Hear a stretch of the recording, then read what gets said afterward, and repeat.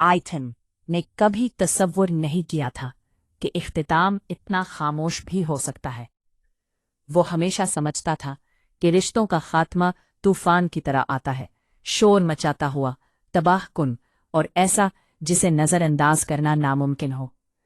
लेकिन जब उसकी शादी अपने अंजाम को पहुंची तो उसने शोर नहीं मचाया, उसने सरगोशी की।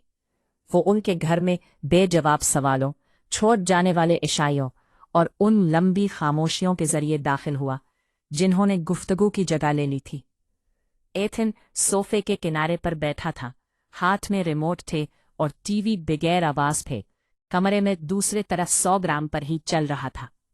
कमरे के दूसरी तरफ सूरज की रोशनी दीवार पर लगी तस्वीरों पर पड़ रही थी।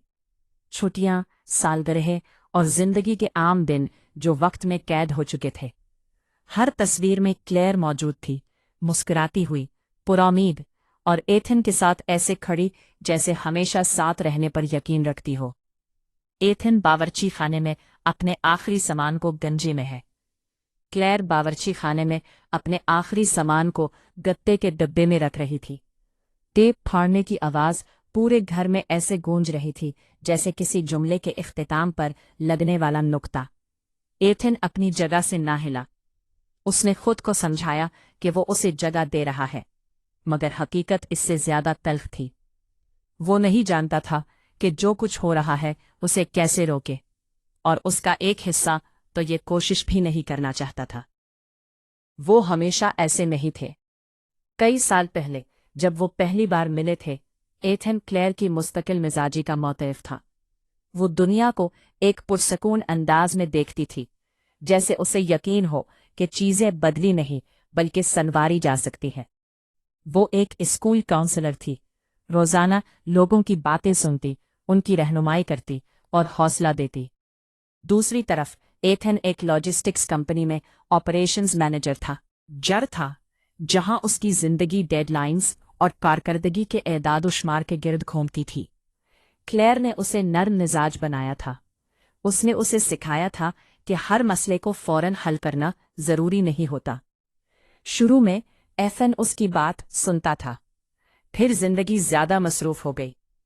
तरक्की पर तरक्की मिलती गई, जिम्मेदारियां बढ़ती गईं। एथन दफ्तर का काम घर लाने लगा, सिर्फ ईमेल्स और फोन कॉल्स ही नहीं बल्कि अपनी बेसब्री भी। जब क्लेयर अपने दिन की बात करती वो सर हिला देता मगर सुनता नहीं था। जब वो पूछती कि वो कैसा महसूस कर रहा है, वो सिर्फ इतना कहता, मैं ठीक हूं। वो खुद को यकीन दिलाता रहा कि ये मरहला गुजर जाएगा, कि जैसे ही हालात बेहतर होंगे वो दोबारा पहले जैसा हो जाएगा। लेकिन हालात कभी बेहतर न हुए और एथन कभी वापस न आया। क्लेयर ने ये बात उससे पहले महसूस कर ली थी। उसने देखा कि एथन ने सवाल पूछना छोड़ दिया है, खाने के दौरान फोन में मसरूफ रहता है। उसकी खामोशी गुस्से से भी ज्यादा भारी महसूस होती थी। पहले उसने नरमी से बात करने की कोशिश की, फिर ज्यादा संजीदगी से। हम एक दूसरे से दूर होते जा रहे हैं, उसने एक शाम खाने की मेज पर बैठे हुए कहा। एथन ने बमुश्किल सर उठाया। हम बस मसरूफ हैं। मसरूफी हर चीज का बहाना बन गई। मसरूफी ने सालगिरह का भूला हुआ डिनर समझा दिया। मसरूफी ने इन वीकेंड ट्रिप्स की वजाहत कर दी जो कभी न हो सकी।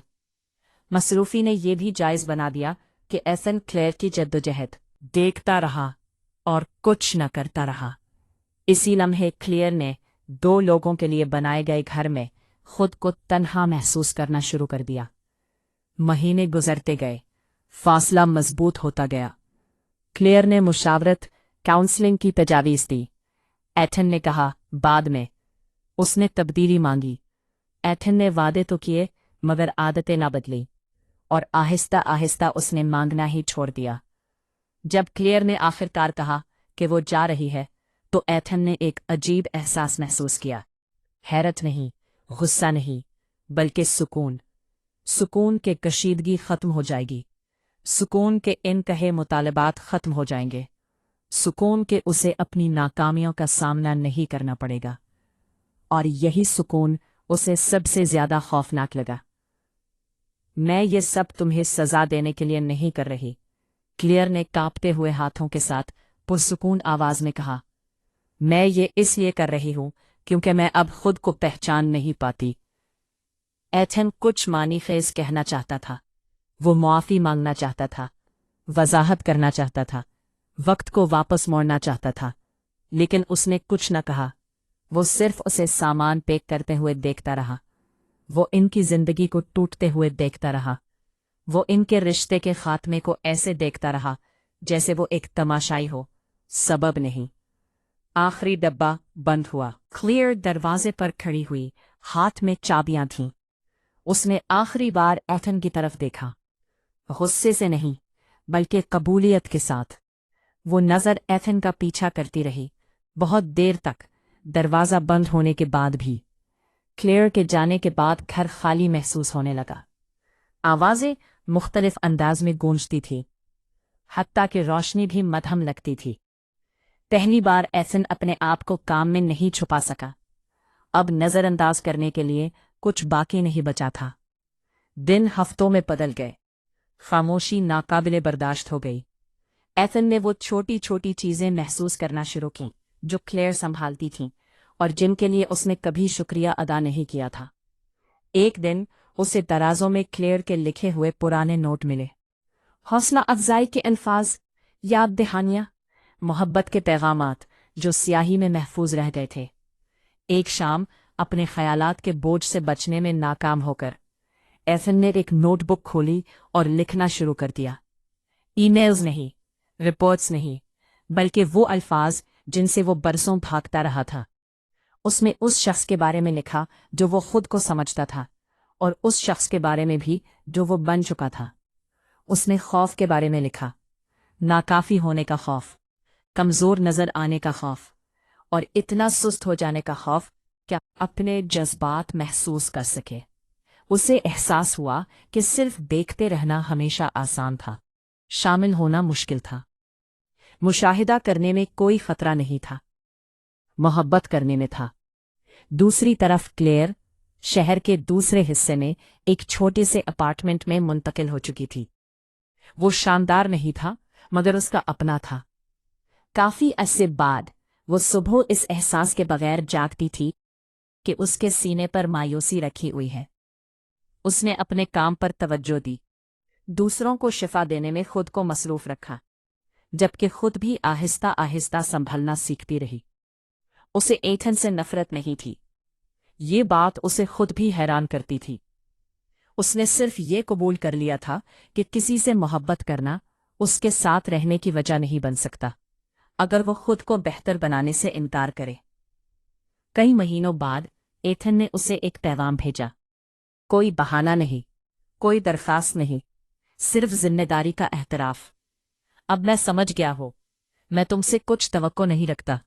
मैं सिर्फ ये कहना चाहता था कि मुझे अफसोस है कि मैंने तुम्हें चुनने के बजाय सिर्फ देखते रहने का रास्ता इख्तियार किया। क्लेयर ने पैगाम आहिस्ता आहिस्ता पढ़ा। उसने फौरन जवाब नहीं दिया, क्योंकि वो जानती थी कि तब्दीली नताइज को मिटा नहीं सकती। जब वो दोबारा मिले तो एक पुरसुकून दोपहर में पार्क में मिले। ना कोई तनाव था, ना कोई तवक्को। को तस्लीम कर रहे थे। तुमने मुझे एक ही दिन में नहीं खोया, क्लेयर ने नरमी से कहा। तुमने मुझे लम्हा लम्हा खोया।